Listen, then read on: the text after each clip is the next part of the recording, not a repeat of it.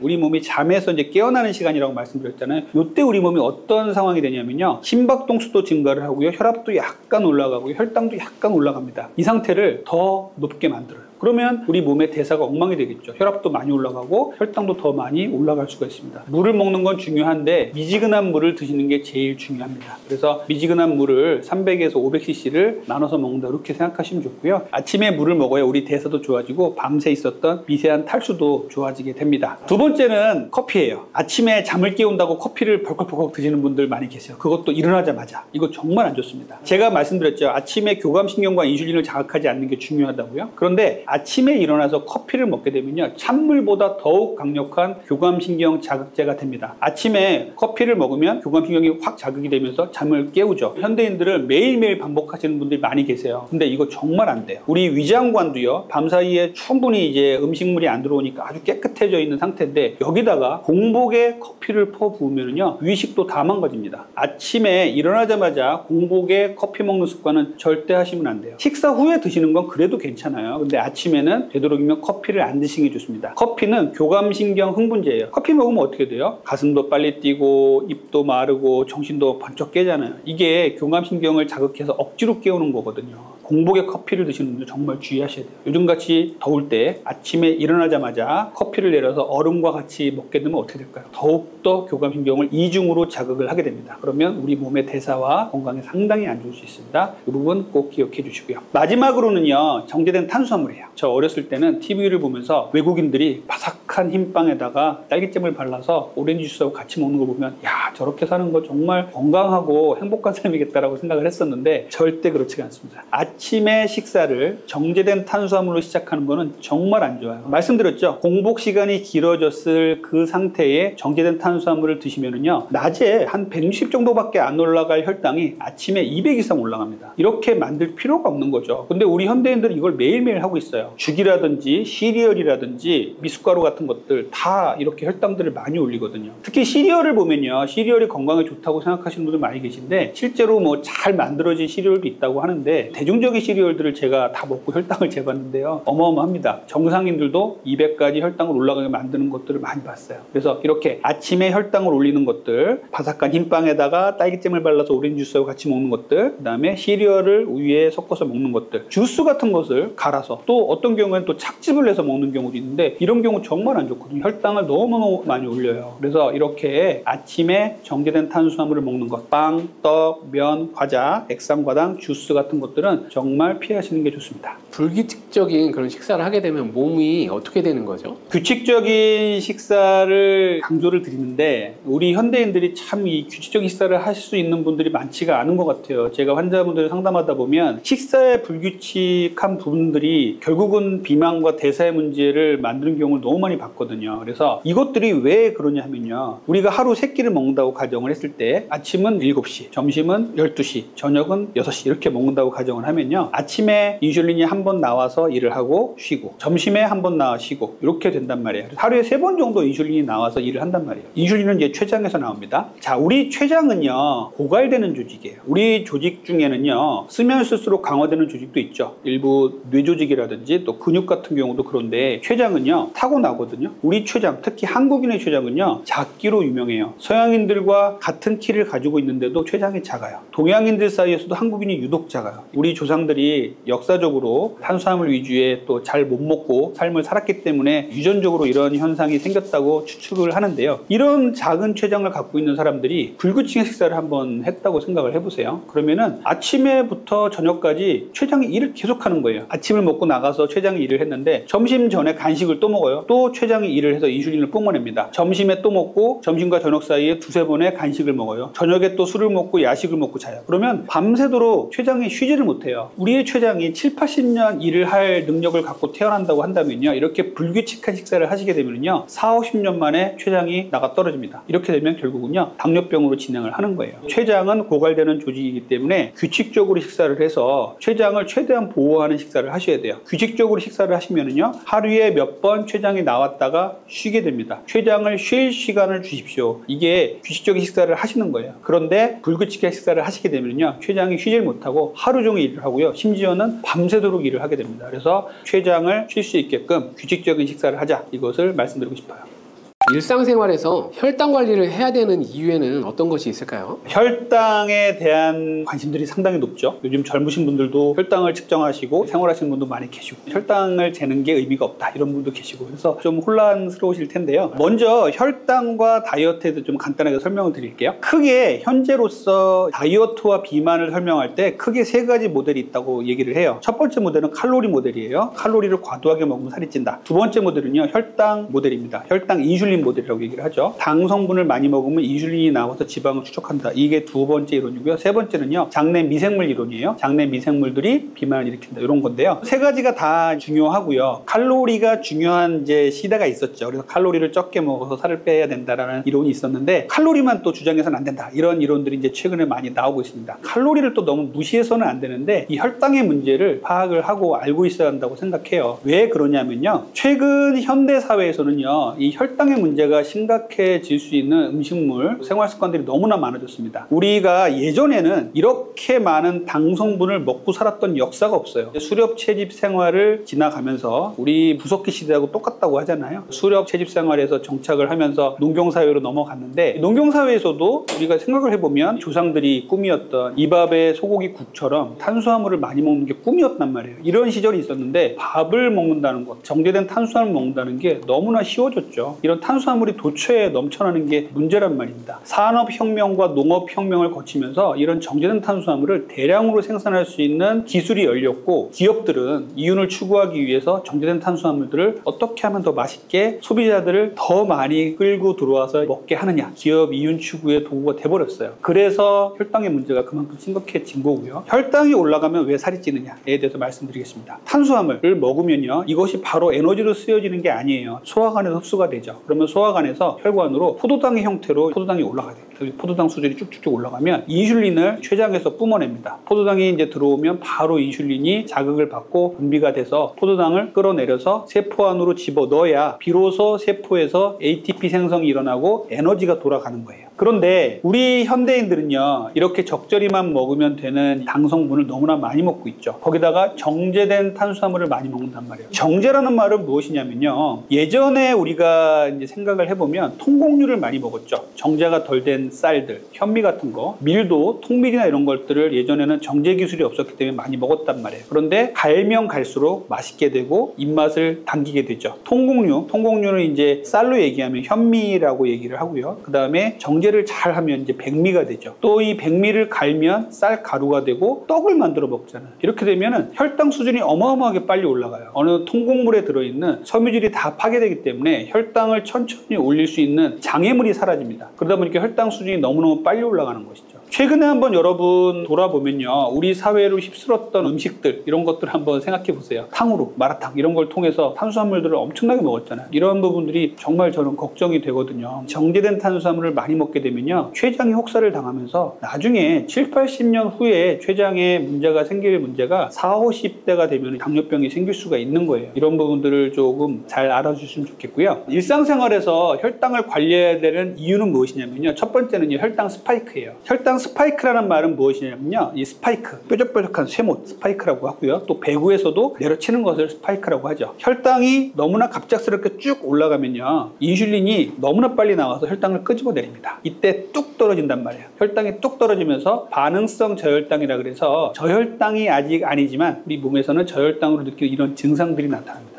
혈당 스파이크가 자주 생기는 거는 우리 몸에 좋지가 않아요. 혈당 스파이크를 막아야 되는 이유가 바로 혈당을 잘 관리해야 되는 이유가 되고요. 두 번째는요, 탄수화물은 중독이 됩니다. 지방 중독, 단백질 중독은 없는데 탄수화물은 중독이 됩니다. 거의 마약과 같은 중독이 된다, 이런 얘기를 할 정도로 정말 심각해졌어요. 탄수화물이 무슨 먹는 건데 마약이야, 이렇게 생각하시는 분들 계실 텐데요. 탄수화물 중독에 빠진 분들을 진료실에서 자주 보는데요, 탄수화물 중독에서 헤어나는 건 정말 힘듭니다. 그렇기 때문에 혈당 관리를 잘 해야 되는 거고요. 세 번째는요, 이렇게 반응성 저혈당이 생길 때 우리는 급격한 배고픔을 느껴요. 혈당이 뚝 떨어진단 말이에요. 그러면 급격한 배고픔을 느끼면서 갑작스럽게 음식물을 막 찾게 됩니다. 그럴 때 우리 주변에 쉽게 찾을 수 있는 것이 결국은 정제된 탄수화물이에요. 빵, 떡, 면, 이런 것도 되겠죠. 이런 것들로 배를 채우기 때문에 이런 반응성 저혈당으로 인한 폭식이 건강과 다이어트를 망칠 수 있기 때문에 혈당을 잘 관리를 해야 되는 것이에요. 그렇다면 혈당을 조절하는데 도움이 되는 식단에는 어떤 것이 있을까요? 혈당을 조절하는데 제일 중요한 건요, 정제된 탄수화물을 끊는 겁니다. 정제라는 말은 앞에서 말씀드렸듯이 잘 갈아냈다는 뜻이고요. 이것을 만든 것이 빵, 떡, 면, 과자, 그리고 액상과당, 이런 것들도 있고요. 과일을 주스나 즙으로 만든 것도 다 정제 탄수화물이에요. 이런 것들을 끊는 게 1번인데 정말 힘들어요. 이런 것들을 먹는 게 낙인 분들이 계세요. 이런 것들을 먹어야 정신이 번쩍 나고 에너지가 생긴다고 생각하시는데 절대 아니거든요. 정제된 탄수화물에 중독이 되어 있기 때문에 그런 것이에요. 그래서 정제된 탄수화물을 끊는 게 생활습관의 1번이고요. 두 번째는요, 단백질이에요. 정제된 탄수화물을 먹지 않는 대신에 빈자리를 단백질로 채우십시오. 아주 양질의 단백질을 잘 드셔야 돼요. 현대인들은요, 단백질의 음식물 섭취량이 많이 부족합니다. 닭가슴살이라든지 계란, 수육의 고기 부분, 생선의 흰살, 이런 것도 정말 좋은 것들이거든요. 그리고 또 식물성 단백질도 있죠. 콩류라든지 아몬드, 시금치, 버섯, 이런 것들도 좋은 단백질이에요. 잘 챙겨 드셔야 해요.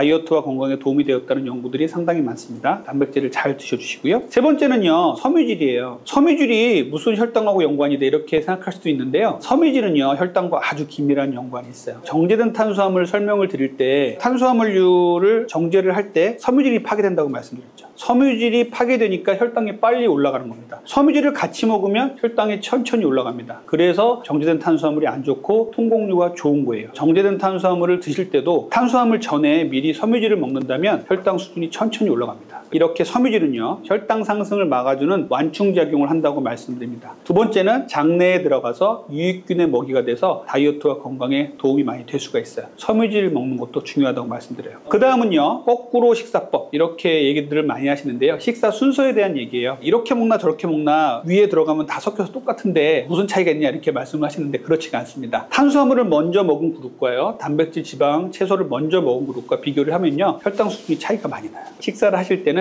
제일 처음에 야채로 섬유질을 채우시고요. 그럼 혈당이 천천히 올라가겠죠. 두 번째, 지방과 단백질을 드시면요, 장내에서 인크레틴이라는 호르몬이 나와서 혈당을 한 번 더 잡아줍니다. 그 다음에 마지막에 탄수화물을 드시는 거예요. 탄수화물은 되도록이면 정제된 탄수화물보다는 통곡류가 좋겠죠. 그래서 이렇게 식사 순서를 꼭 지켜주시고요. 식사 순서가 헷갈린다, 이렇게 생각하시면요, 이것만 생각하세요. 제일 마지막에 탄수화물을 먹는다, 다른 걸 먼저 먹고 제일 마지막에 탄수화물류를 먹는다만 생각하시면 됩니다. 혈당 스파이크라는 말을 많이 하게 되는데요. 몸에 어떤 영향을 주는 건가요? 제가 혈당 스파이크를 이제 앞에 말씀드렸죠. 혈당이 올라갔다가 뚝 떨어진다고 말씀드렸잖아요. 남의 얘기로 생각할 수도 있어요. 그런데 혈당 스파이크는요, 정말 지금 만연해 있습니다. 생각을 해보면 한 뭐 40, 50대 뚱뚱한 아저씨들이나 생기는 거 아니야, 이렇게 생각할 수 있죠. 그런데 제가 검사를 해보면요, 20대 깡마른 여성이 점심시간에 나는 좀 적게 먹어야지, 다이어트를 해야지 생각하면서 캐러멜 마키아토하고 케이크를 하나 먹고 들어왔는데 혈당이 200까지 튑니다. 혈당은요, 70에서 140 사이에서 정교하게 움직입니다. 이게 정상이에요. 160 이상이 넘어가면 혈당이 좀 높다. 그리고 어떤 시간이든 음식을 먹고 나도 혈당을 쟀을 때 200 이상이 넘어가면 당뇨병이다 라고 생각을 했었어요. 현대인들을 재보면요, 정말 많은 사람들이 200 이상 올라가는 사람들이 허다합니다. 저는 교과서가 조만간 바뀔 거라고 생각을 해요. 혈당 스파이크라는 거를 간과했던 시절들이 있었어요. 무엇이냐면 우리가 혈당을 잴 수 있는 도구들이 별로 없었거든요. 당뇨라든지 이런 환자분들은 혈당을 자주 재잖아요. 그러면 당뇨병 환자들은 늘상 높으니까 공복 혈당도 높고 이렇게 생각을 했단 말이에요. 그런데 정상인에서 식후 1시간 혈당을 잴 생각을 못했던 거죠. 그런데 24시간 혈당 측정기가 나오고 혈당을 잴 수 있는 도구들이 많이 나오면서 재보니까요, 어마어마하게 혈당이 높으신 분들이 많은 거예요. 공복 혈당을 쟀더니 90이 나왔어요. 정상입니다. 100 이하는 정상이니까요. 식사 후 2시간에 쟀더니 130, 40이 나왔어요. 정상이에요. 이렇게 생각했는데 식사 후 1시간에서 1시간 반 사이에 200을 찍고 찍고 130으로 내려오던 환자들이 많았다는 것이죠. 혈당 스파이크가 최근에 알려지게 되면서 혈당 스파이크에 대한 관심이 많아지는데 그냥 정상인도 200 이상까지 올라갔다가 떨어지는 거네. 뭐가 문제야? 라고 할 수가 있는데 절대 그렇지가 않아요. 정말 문제를 많이 일으킵니다. 첫 번째 문제는 뭐냐면요. 혈당이 이렇게 스파이크를 일으키면요. 혈관의 내피세포에 계속 상처를 줍니다. 이게 하루 이틀이 아니고 계속 반복된다고 생각해 보세요. 나중에는요. 혈관의 내피세포가 손상이 돼요. 그 상처를 메꾸기 위해서 우리 몸에 여러 가지 사이토카인들이 나오고 혈전도 나오고 해서 그 상처를 메꾸다 보니 혈관이 점점점 좁아집니다. 그래서 심혈관계 질환이 생기는 거예요. 이런 분들 계시죠? 나는 혈압도 없고 당뇨도 없고 고지혈증도 없는데 40, 50대에 협심증이 생겼어. 뇌졸중이 생겼어. 이런 분들 계실 수 있는데 이런 분들 중에 많은 수가 혈당 스파이크를 겪고 있었을 가능성이 높은 겁니다. 이렇게 혈관의 에피세포를 망가뜨려서 우리 건강에 문제를 줄 수 있다는 게 혈당 스파이크의 문제고요. 두 번째는요. 혈당이 200까지 올라간다고 말씀드렸잖아요. 그러면 우리 몸에서 인슐린이 혈당을 급격히 떨어뜨려요. 혈당이 이제 70 이하로 떨어지면 저혈당이거든요. 한 8, 90까지 뚝 떨어뜨려요. 그러면 아직은 저혈당이 아닌데 우리 몸이 200에서부터 8, 90까지 뚝 떨어지다 보니까 너무 빠른 시간에 혈당이 떨어져서 이때 우리는요. 쓰러질 것 같은 느낌을 가지는 경우가 있어요. 예를 들어 아침에 정제된 탄수화물을 먹고 나와서 10시, 11시가 되면요. 너무 배고프고 허기가 지고 식은땀도 나고 손도 막 떨리고 기분도 불쾌해지고 이런 경우 상당히 많아요. 그래서 화를 내고 혈당을 높은 음식을 먹은 사람들이 화가 많습니다. 균형이 깨지는 거죠. 심리적인 균형도 깨지고요. 몸의 균형도 깨지게 됩니다. 그래서 반응성 저혈당을 만드는 게 혈당 스파이크의 문제예요. 반응성 저혈당이 생기면 어떻게 되냐면요. 급하게 배가 고파요. 초콜릿이라든지 사탕이라든지 과자 같은 거 먹으면요. 또 혈당이 올라가잖아요. 그러면은 잠잠해집니다. 그러면 우리 몸이 안도감을 느껴요. 이렇게 하루 종일 반복을 하게 만들어요. 혈당 스파이크는요. 결국 하루 종일 반응성 저혈당을 만들어서 폭식을 유도를 합니다. 정제된 탄수화물을 먹으면 좋아진다는 것을 알고 있기 때문에 정제된 탄수화물을 계속 먹게 돼요. 혈당 스파이크는 결국은 반응성 저혈당을 만들어서 폭식을 유도하고 당뇨라든지 건강의 문제도 만들고 비만의 문제도 만든다. 이렇게 생각하시면 되겠습니다. 마지막으로 말씀드리고 싶은 거는요. 이렇게 혈당 스파이크가 생기면 생길수록요. 우리 몸에서요. 산화 물질이 생기게 됩니다. 우리 몸에서 산화 물질이 생긴다는 것은 결국은 안 좋은 문제를 일으키는 거죠. 노화라든지 발암 물질이라든지 이런 것들을 생길 수 있는 계기를 만든다는 것이에요. 최근 연구를 보면요. 혈당 스파이크가 뇌졸중이나 심혈관계 문제를 만들게 해서 급사에 이르게 한다라는 연구와 또 한쪽에서는 암이라든지 노화라든지 이런 쪽을 더 가속화시킨다는 연구도 진행이 되고 있어요. 혈당 스파이크는 이렇게 비만의 문제와 혈관의 문제, 폭식의 문제, 그리고 암이나 노화의 문제까지 정말 광범위한 문제를 일으키게 됩니다. 혈당 조절이 잘 안 되고 있다는 그런 증상들이 나타날 수 있나요? 혈당 스파이크를 알아보려면 어떻게 해야 되느냐? 식후 1시간, 내가 정상인이라면요. 식후 1시간, 1시간 반 정도의 혈당을 한번 재보는 거예요. 보통 정상인에서는 140 이상 올라가지 않습니다만 정제된 탄수화물을 많이 먹고 나서 혈당을 재보면 이때 200까지 올라가는 혈당을 보실 수 있을 거예요. 이것을 매일 찌르기가 힘드니까 이제는 이제 24시간 혈당 측정기가 나왔죠. 자기 팔 같은 데 채워가지고 혈당을 24시간 알아서 측정을 해주고 내 핸드폰으로 그대로 혈당 수치가 나오게 됩니다. 약간의 오차는 있지만 분포와 성향을 본다면 대략적인 나의 혈당 스파이크를 알 수가 있거든요. 이렇게 혈당이 잘 조절되고 있는지를 늘 확인을 하셔야 돼요. 그럼 혈당 스파이크를 측정할 수 있는 도구가 없는데 나는 어떻게 해요? 라고 생각하시는 분들은 몇 가지 내 몸에서 나오는 사인이 있다면 아마도 혈당 스파이크가 있을 것이다 라고 생각하고 한번 검사를 해보거나 24시간 혈당 측정기를 한번 해보시면 좋습니다. 첫 번째는요. 지나친 탄수화물에 대한 갈망이에요. 반응성 저혈당이 생기면은요. 우리 몸에서는요. 본능적으로 탄수화물을 찾게 돼 있어요. 그래서 탄수화물을 내가 지나치게 갈망하고 있지 않나 한번 생각을 해보셔야 돼요. 두 번째는요. 식후에 피곤합니다. 일반적인 식곤증하고 좀 달라요. 우리가 음식을 먹으면은요. 위장에 혈액들이 모이기 때문에 상대적으로 뇌에 혈액이 조금 부족해지면서 아주 졸린 정상적인 기분 좋은 식곤증입니다. 이게 아니고요. 반응성 저혈당이 생기면은요. 무지막지하게 피곤해서요. 한잠 자지 않으면 해결이 안 되는 이러한 식곤증까지도 오게 됩니다. 내가 식사를 했는데 한두 시간 정도 지났는데 충분히 식사를 했음에도 불구하고 극심한 식곤증에 시달린다. 이런 분들이 계시다면요. 혹시 내가 혈당 스파이크가 아닌지 한번 생각을 해보셔야 돼요. 세 번째는요. 식후에 허기감이 누구나 올 수는 있는데 이 허기감이 생기는 게요. 조금 독특해요. 이런 분들은 갑작스럽게 허기감이 생기고요. 이렇게 갑작스럽게 생긴 허기감이 좀만 지나면요. 식은땀도 나고 손발도 떨리고 집중력도 떨어지고 기분도 나빠지고 쓰러질 것 같은 좀 심각한 허기감으로 나타나게 됩니다. 그러면 정제된 탄수화물을 찾게 되는 것이죠. 이렇게 극심한 허기감이 생기는 것도 혈당 조절이 안 된다는 사인이에요. 마지막으로는 여러분들 잘 아시겠지만 당뇨병의 증상 중에 3다 증상이라고 있죠. 물을 많이 먹고 소변을 소변도 많이 볶고 음식도 많이 먹는다. 이런 증상들이 있잖아요. 이것들이 혈당 스파이크가 나타날 때도 비슷하게 나타납니다. 갈증도 더 많이 느끼게 되고요. 소변도 많이 보고 이런 분들도 계실 수 있어요. 그래서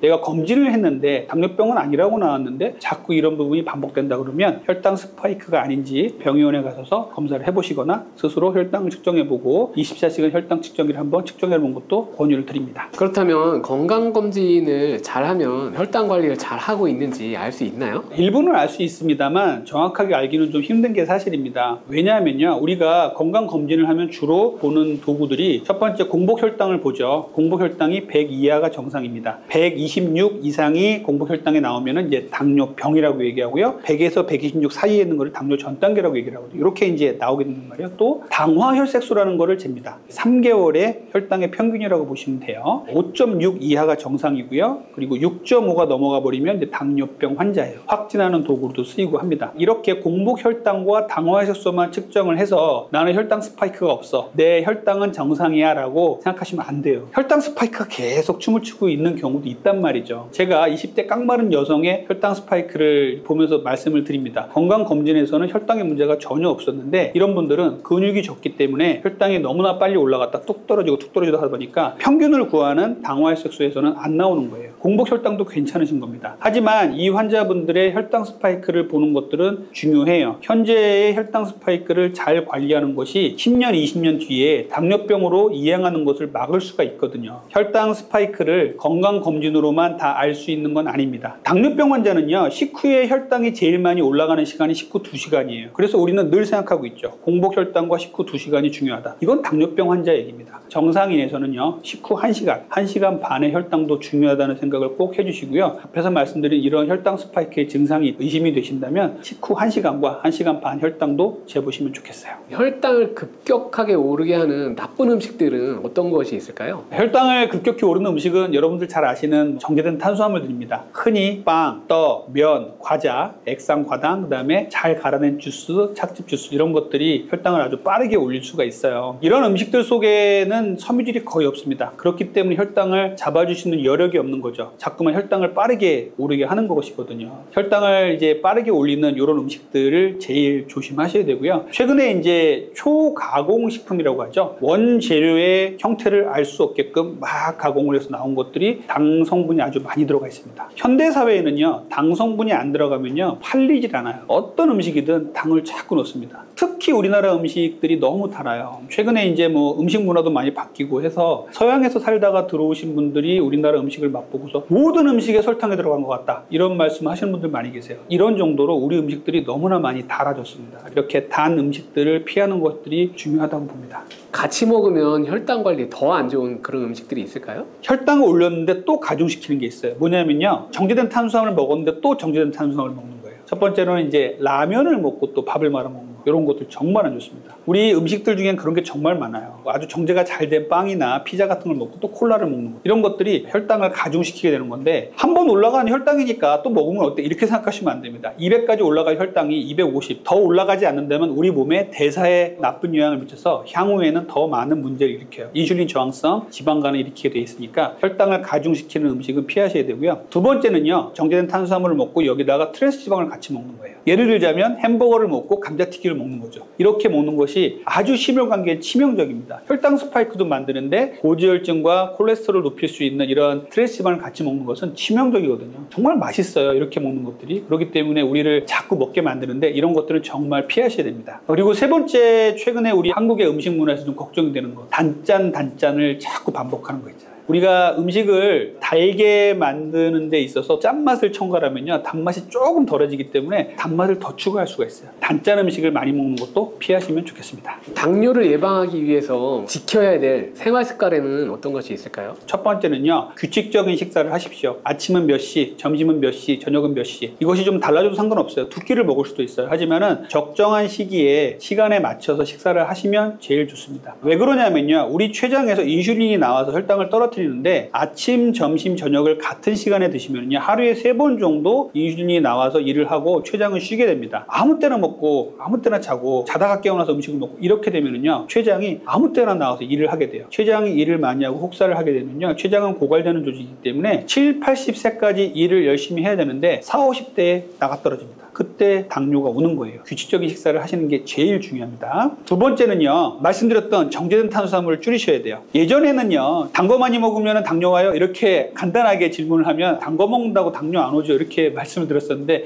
요즘은 제가 말이 바뀌었어요. 정제된 탄수화물을 계속 드시면요, 당뇨로 갑니다. 그리고 비만이 되면 당뇨로 갑니다. 라고 말씀을 드리거든요. 단 거 먹으면 당뇨로 갑니다. 라는 말이 맞을 것 같습니다. 세 번째는요, 여러분들 좀 간과하기 쉬운 건데요. 숙면이에요. 혈당 관리에 있어서 잠을 잘 자는 것만큼 중요한 게 없어요. 잠자는 시간 동안에는요 우리 몸에서 여러 가지 호르몬들이 정리가 되는 시간이에요. 그런데 이 잠자는 시간에도 깨어 있으면은요 우리 몸에서 인슐린 저항성이 계속 생기기 시작합니다. 대사의 문제를 자꾸 일으키는 거죠. 밤 10시부터 새벽 2시까지 성장 호르몬이 나오는데요, 이 성장 호르몬은요 식욕을 정리해주고 여러 가지 혈당과 관련된 식욕과 관련된 호르몬들을 싹 정리를 해줍니다. 그래서 10시부터 새벽 2시까지를 포함해서 7시간 반 전후에 숙면을 취하셨으면 좋겠습니다. 네 번째는요 운동이에요. 근육을 혈당을 머금는 스펀지라고 말씀을 드려요. 요즘에 50, 60대 여성분들 중에 아주 음식을 조절을 열심히 하고 있는데 당뇨 전 단계가 나와서 저한테 찾아오신 분들이 종종 계세요. 이런 분들 인바디 검사를 해보면요 근육이 너무너무 부족해요. 이런 분들은 근육에서 혈당을 머금을 수 있는 능력이 떨어진 거예요. 근육을 늘리는 게 중요해요. 물론 이제 어르신들께 근육을 늘려라 하는 게 정말 어려운 일일 수 있는데 조금이라도 손실되지 않게 0.1kg라도 늘릴 수 있게 교육을 하고 있습니다. 그리고 근력 운동도 해주셔야 되고요, 유산소 운동도 해주셔야 돼요. 혈당을 올리는 음식을 먹었어요. 그러면은 혈당을 떨어뜨릴 수 있는 단 한 가지의 방법은요 운동밖에 없습니다. 무조건 나가서 걸으세요. 걷기부터 시작해서 배가 안 아프시면 조금 더 빨리 걷고, 가능하시다면 유산소 운동, 근력 운동까지 하고 들어오시면 혈당이 올라가던 게 멈춰서 뚝 떨어집니다. 혈당을 관리하고 당뇨병을 예방하는 습관 중에서 운동을 해서 근육을 늘린다라는 것들도 중요하다고 말씀드리겠습니다. 요즘에 간헐적 단식이 유행인데 당뇨 예방에도 도움이 되나요? 간헐적 단식이 건강에 안 좋다, 건강을 나쁘게 한다, 이런 논문들도 몇 개 나왔어요. 그래서 찾아보니까 어떤 문제가 있었냐면요, 간헐적 단식을 하면서 식사를 허용하는 시간에 아무거나 막 먹겠어요. 그랬더니 환자분들의 혈당도 춤추고, 간헐적 단식이 끝나는 시간에 트랜스지방을 먹었더니 트랜스지방 흡수가 너무 잘 돼서 심혈관계 질환도 일으키고, 이런 연구 논문들이 좀 있습니다. 이렇게 생각해요. 간헐적 단식은 정말 현대인의 잘못된 습관들, 밤낮이 바뀌고 이런 현대인들의 나쁜 습관들을 바꿔줄 수 있는 좋은 방법이라고 생각하는데, 당뇨의 위험이 있는 분들한테도 중요하다고 말씀을 드려요. 내가 만약에 당뇨병 약을 먹지 않는 당뇨 위험군이라든지 아니면은 당뇨 전 단계 환자라면요, 간헐적 단식을 적극적으로 하십시오. 당뇨 전 단계가 정상으로 돌아오는 경우도 많이 봤습니다. 저 자신도 그랬고요. 그런데 주의하셔야 될 건요, 간헐적 단식이 좋으니까 당뇨병 환자가 혈당을 떨어뜨리는 약을 먹거나 인슐린을 맞고 있는데 간헐적 단식을 한다고 무리하게 공복 시간을 늘리다가는요 저혈당이 올 수가 있어요. 이런 분들은 조심하셔야 되고요, 당뇨약을 드시거나 인슐린을 맞는 분들은요 간헐적 단식을 안 하시는 게 좋아요. 하루 3끼 드시고 식사 후에 운동하시고 정제된 탄수화물이 없는 음식을 드시는 게 중요하다고 봅니다. 이렇게 당뇨병을 예방하기 위해서도 간헐적 단식은 중요하다라고 말씀을 드립니다.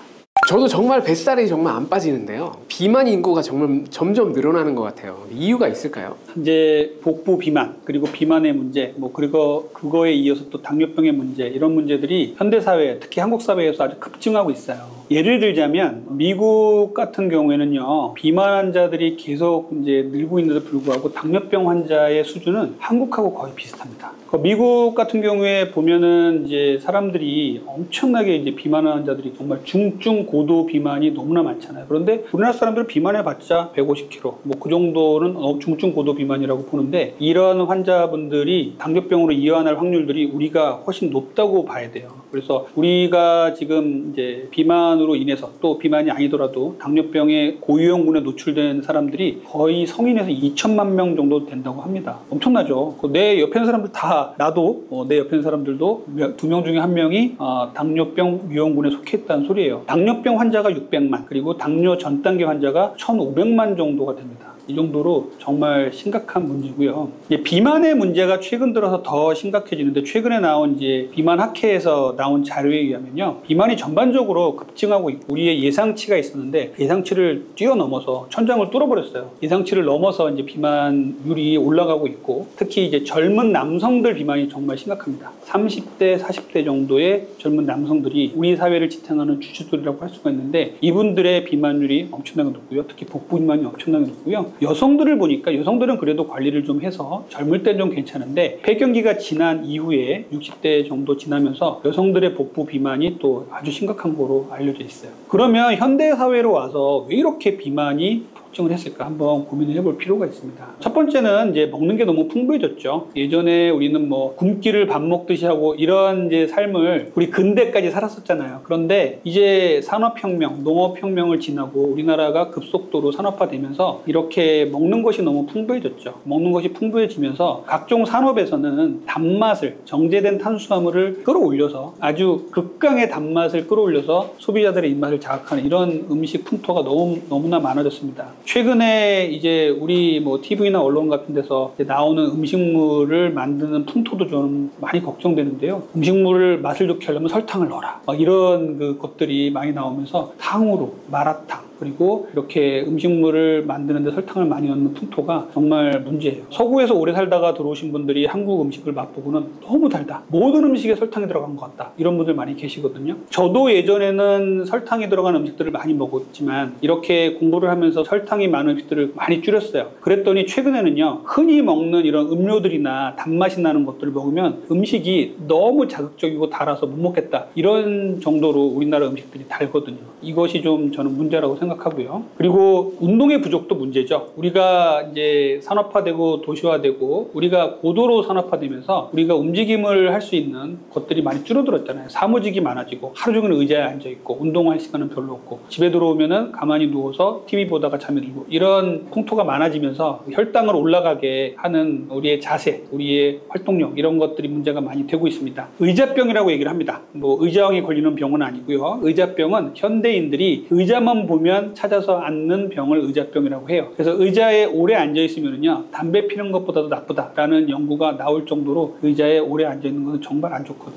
우리 현대의 산업 풍토와 우리의 삶과 여러 가지 문제들이 우리를 비만으로 이끌고 특히 복부 비만으로 이끈다고 저는 생각을 합니다. 다른 데는 말랐는데 배만 볼록 나오는 분들이 있잖아요. 이런 분들은 전체적으로 비만인 사람들보다 괜찮은 건가요? 이런 분들을 주로 이제 마른 비만이라고 얘기를 해요. 마른 비만은 공식적인 통계는 아닌데요. 근육은 너무 적고 지방은 많은 이런 분들을 얘기를 해요. 이런 분들의 이제 인바디 검사를 해보면 어떤 문제가 있냐면 겉보기에는 괜찮아요. 우리가 흔히 말하는 BMI라고 있죠. 키 몸무게만 딱 봤을 때는 별로 문제가 없어요. 그런데 근육은 너무 적고 지방이 많고 이런 분들이 너무 많단 말이에요. 이게 예전에는 이제 젊은 여성들 쪽에서만 좀 많았었어요. 이런 분들, 젊은 여성분들은 이제 먹는 거 다이어트를 늘상 하고 있고, 그리고 정제된 탄수화물 많이 먹고, 운동을 안 하니까 그랬었는데 요즘은요, 남성도 많고요. 그리고 폐경기 이후에 여성분들도 상당히 많아졌어요. 그래서 근육이 적고 지방이 많은데 그 지방이 주로 내장 지방에 쌓여 있습니다. 그러면 어떻게 되냐면 우리 대사에 문제가 생길 수밖에 없어요. 근육은 혈당을 머금는 스펀지라고 말씀드렸죠. 근육이 있어야 우리 몸에 골격을 유지를 하고 우리가 활동력 있게 운동을 하고 하는데 근육이 적어지면요. 현재 젊은 층에서는 괜찮아요. 그런데 나이가 들잖아요. 그러면은요. 이렇게 근육이 적은 것들이 정말 심각한 문제로 나타납니다. 조금만 넘어져도 골절이 되고요. 병상에 누워있으면 또 근육이 빠지고 이게 악순환이 되는 거거든요. 그래서 허약 체질이 되고 그래서 이렇게 근육이 적으신 분들은 문제가 됩니다. 그 마른 비만의 가장 큰 문제는 뭐냐면요. 옷을 입어도 태가 잘 나요. 옷을 입었는데 허리가 꽉 끼고 막 옷도 안 맞고 그러면은 이제 전체적인 비만이거나 그러면 이제 자기가 문제를 알겠죠. 그런데 이 마른 비만 환자분들은요. 자기가 스스로 문제를 몰라요. 그리고 다른 사람도 지적을 안 합니다. 너 왜 이렇게 뚱뚱하냐 이런 얘기 안 한다는 말이에요. 그런데 검사를 해보면 근육은 너무 적고 지방은 너무 많고 그 지방이 내장 지방에 쌓여 있어요. 최근 연구에 따르면요. 이렇게 마른 비만 환자분들이 오히려 대사질환에 더 노출이 되고 심혈관계 질환을 더 많이 갖고 있다는 연구도 있어요. 그래서 이렇게 내가 혹시 근육이 너무 적고 그래서 의심을 해서 인바디 검사를 해봤더니 근육이 너무 적다고 나왔다면 지금부터라도 근육을 늘리고 지방을 빼고 그 지방 중에서도 내장 지방을 빼는 이러한 생활 습관을 계속 가지고 가셔야 됩니다.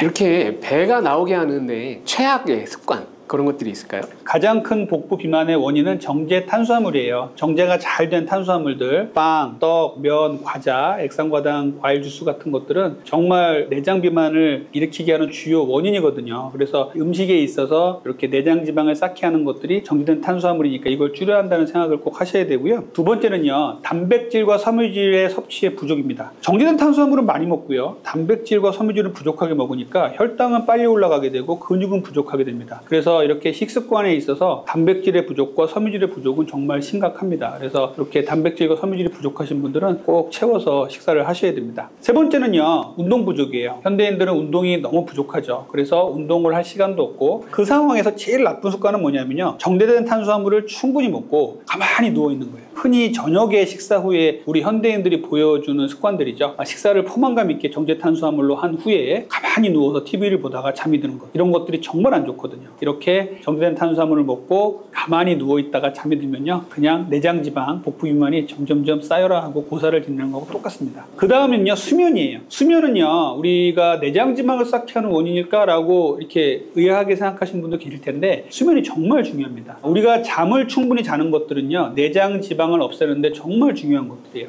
밤 10시부터 새벽 2시까지 성장 호르몬이 나오는데, 저는 이 호르몬을 천연식욕 억제제라고 얘기를 합니다. 이 천연식욕 억제제인 성장 호르몬은요, 아이들에게는 성장을 시켜주지만 어른들에게는요, 다 큰 성인들에게는 사지말단으로 지방을 내보내고 근육 성장을 돕고 식욕을 조절하는 호르몬들을 싹 정리를 해줘요. 그래서 밤에 숙면을 잘 취해야 이 성장 호르몬이 잘 나오고, 그리고 잠을 못 자면은요, 우리 몸에서 코티졸이라는 스트레스 호르몬이 나와요.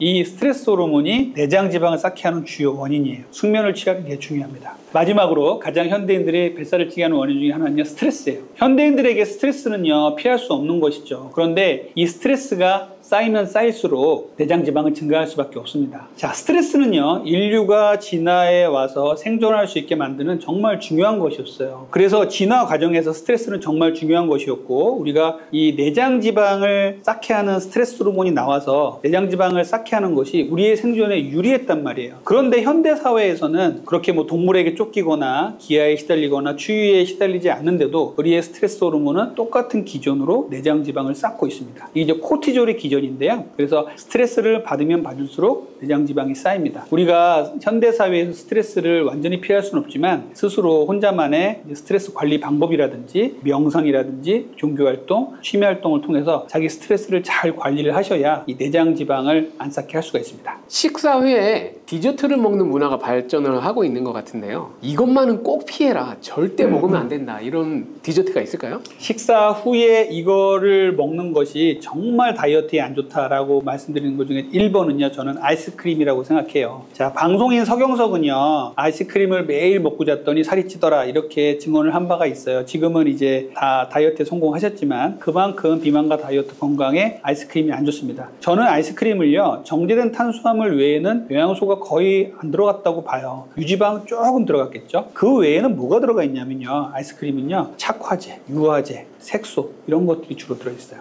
정말 극단적으로 말씀하시는 분들은요, 아이스크림이야말로 어떤 화학공학의 최첨단을 걷는 음식이다라고 말씀할 정도예요. 그래서 아이스크림을 우리가 이제 더운 여름에 많이 찾게 되는데, 아이스크림의 또 하나의 문제는 뭐냐면, 우리가 단맛을 우리가 느낄 때 음식이 차가워지면요, 단맛을 덜 느낀다고 합니다. 그래서 단맛을 더 느끼게 하려면 더 많은 설탕을 집어 넣어야 되는 것이죠. 그래서 아이스크림을 먹고 혈당을 한번 재보세요. 그러면은 혈당 수준이 어마어마하게 올라가는 걸 볼 수가 있습니다. 그래서 이렇게 아이스크림은요, 우리가 식후에 정말 당기게 만드는 음식이에요. 디저트로도 많이 나오죠. 밥을 먹고 나서 뭔가 입을 개운하게 한다는 이러한 이유로 먹고 있는데, 정말 저는 추천하지 않습니다. 그래서 식후에는 절대 아이스크림 같은 것들은 먹지 않았으면 좋겠어요. 자, 두 번째는요, 감자튀김이에요. 자, 햄버거 집에 가면은 햄버거와 콜라를 시키고서 꼭 감자튀김을 같이 먹죠. 이 감자튀김을 같이 먹는 것은 정말 안 좋은 습관입니다. 감자가 상당히 독특합니다. 감자는 그냥 쪄서 먹으면 상당히 좋은 음식이거든요. 생으로 먹어도 좋고 쪄서 먹어도 좋은데, 이렇게 튀겨서 먹잖아요. 감자튀김을 튀겨서 먹으면요, 트랜스 지방이 엄청나게 올라갑니다. 그리고 또 하나 제가 강조하는 것 중에 당 독소라는 게 있어요. 당 독소라는 게 물 없이 고온에서 튀긴 음식이 상당히 많거든요. 이 당 독소가 감자튀김에서 엄청나게 올라가요. 그래서 이 감자튀김을 먹는 사람들이 대사질환도 상당히 많고 비만도 상당히 많습니다. 감자튀김 먹는 거 정말 주의하셔야 되거든요. 그래서 다른 어떤 음식보다도 감자튀김을 추가적으로 먹는 것들은 정말 피해 주셨으면 좋겠어요.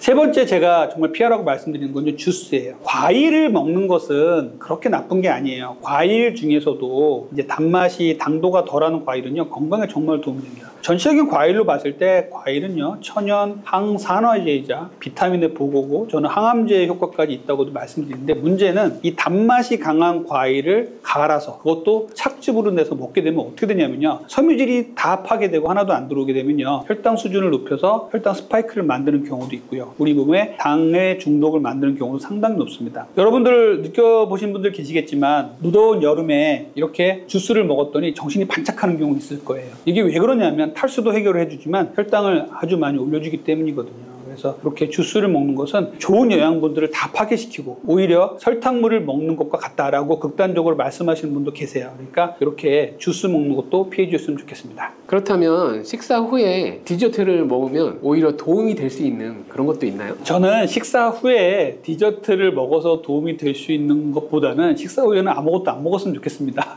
하지만 식사 후에 이거 먹으면 좀 그래도 낫겠다 하는 것들 몇 가지를 말씀드리면요. 첫 번째는 에사비예요. 에사비 여러분들 최근에 이제 혈당 다이어트 나오면서 많이 얘기를 들었을 거예요. 애플 사이다 비네거라 그래서 사과를 발효시켜서 만드는 이제 초모 성분이 있는 사과 식초인데 얘가 혈당 수준을 좀 잡아줍니다. 인슐린 저항성도 좀 개선시켜주고요. 위에서 음식물을 좀 천천히 내려가게 해줘요. 그래서 에사비가 도움이 좀 됩니다. 그래서 식사 후에 드시는 건 괜찮은데 식전에 에사비를 드시면요 강한 산성이기 때문에 이렇게 식도와 위를 자극하는 경우가 많아요. 그래서 식후에 꼭 드시겠다 그러면 에사비 정도는 저는 추천을 드리고요. 두 번째는 계피예요. 계피는 이제 시나몬 이렇게 해서 많이 알려져 있는데 우리가 이제 흔히 먹는 동양의 수정과에 넣어 먹는 계피 말고요. 커피숍에 있는 이렇게 실론 시나몬 같은 것들은 혈당 수준을 안정화시켜주고 다이어트와 건강에 도움을 준다고 돼 있어요. 그래서 우리가 식사 후에 커피에다가 계피를 넣어서 먹는다든지 이런 것들은 괜찮은 거고 계피 자체를 그냥 물에 타서 먹는 것도 괜찮은 방법이에요. 그래서 계피도 제가 추천드리는 거고요. 마지막으로는 커피와 녹차 정도는 괜찮습니다. 단 설탕이 안 들어가 있어야겠죠. 그래서 저는 블랙커피, 아이스 아메리카노 이런 것들은 추천드리고요. 특히 녹차나 말차 같은 경우는요 다이어트에도 도움을 주고 심신을 오히려 안정화시켜주기 때문에 커피와 더불어서 식후에 드시는 거는 괜찮다고 봅니다. 다이어트를 한다고 하면 일단 굶는 사람들이 많잖아요. 이게 정말 좋은 방법이 될지 또 어떻게 하면 다이어트를 좀 더 쉽게 할 수 있을지 좀 알려주세요. 다이어트를 쉽게 할 수 있는 지름길은 저는 없다고 말씀드려요. 그거는 스스로 땀을 흘리고 어떤 공복에 또 고통도 한번 느껴보고 이래야지 스스로 다이어트를 잘할 수 있는 몸이 된다고 늘 말씀을 드리는데 그래도 이제 몇 가지를 말씀을 드립니다. 우리가 다이어트를 할 때 제일 먼저 떠오르는 거 있죠. 휴가철을 앞두고 굶어야겠다. 굶으면 어떻게 될까요? 체중은 빠질 수 있어요. 체중과 수분은 빠질 수 있겠죠. 그리고 굶거나 원푸드 다이어트 같은 거 이런 거 하시면은요 몸이 망가집니다. 엉망진창이 됩니다. 그리고 굶으면 어떻게 되냐면요 우리 몸이 지방을 빼다가 쓰면 좋겠지만 천만의 말씀이에요. 우리 몸은요 단백질을 빼다가 씁니다. 그래서 근손실이 일어나요. 그래서 마른 비만이 될 가능성이 훨씬 높고요. 나중에는 또 제대로 먹어야 될 거 아니에요. 굶다가 제대로 먹게 되면요 엄청나게 혈당 스파이크도 많이 생기고 더욱더 살찌는 몸이 됩니다. 굶으면은요 기초대사량이 뚝 떨어져요. 굶으면은 한 끼 굶는 게 아니라 몇 끼를 굶게 되면은 아무런 기력도 없고 가만히 누워만 있고 싶게 되죠. 이게 기초대사량이 떨어지는 거거든요. 음식을 줄이니까 기초대사량이 떨어져요. 이게 형평성의 이제 기전이거든요. 그래서 굶으면은요 기초대사량이 떨어지고요. 굶었다가 다시 먹게 되면요 더욱더 살찌는 몸이 됩니다. 그래서 기초대사량을 떨어뜨리지 않으려면 굶으시면 안 돼요. 그래도 조금 더 쉽게 다이어트를 했으면 좋겠다 라는 분들께 저는 이런 말씀 드립니다. 첫 번째는요 자기 자신을 좀